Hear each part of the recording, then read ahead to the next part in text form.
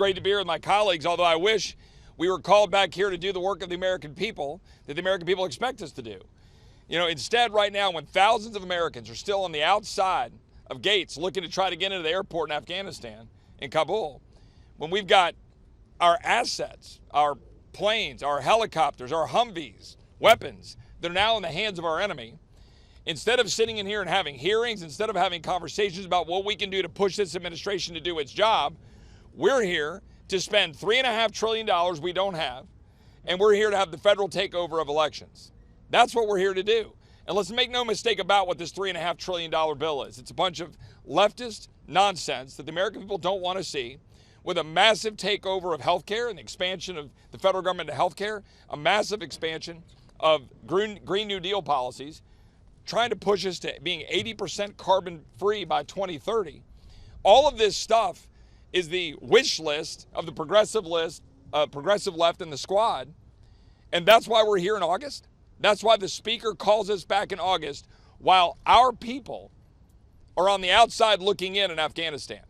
I mean, I really want the American people to understand what the priorities of the Democratic Party actually are. That's what it is, to push a socialist wish list onto the American people, undermine our economy, spend money we don't have, put the government into your health care, into your doctors, and totally reshape the entire America we know in terms of our economy and our energy policy. And oh, by the way, amnesty for 10 million or more. I mean, that's the reality of what's in this $3.5 trillion bill.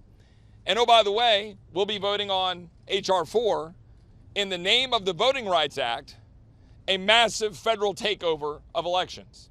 Now, that's purposeful, right? I mean, the new word is to say that somehow putting in voter integrity is somehow voter suppression, is then somehow undermining the rights of people to vote. And it's far, far from the truth. If you listen to my Democratic colleagues, you would believe that the Voting Rights Act was not in force. It is. The Voting Rights Act is in force.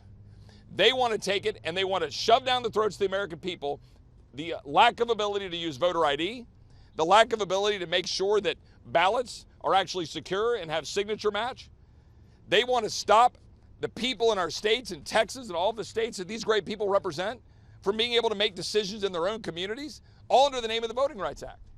Right? It's actually a disservice to those who have fought to defend Voting Rights Act to allow this to be politicized the way this bunch in this House of Representatives is politicizing it. I'm going to turn it over to my colleagues, but let's just be very clear. The Democratic Party, the leadership of the Democratic Party, has no interest in standing up to an incompetent White House that has left our Americans on the outside looking in, and they want to come back and bring us here to Washington. They want to bring us back here to carry out their progressive leftist agenda. And I can tell you that the people in Texas, we're not having it. Enough of this nonsense. They got to stop putting the leftist policies they want to put up front over the wishes of the people that we represent.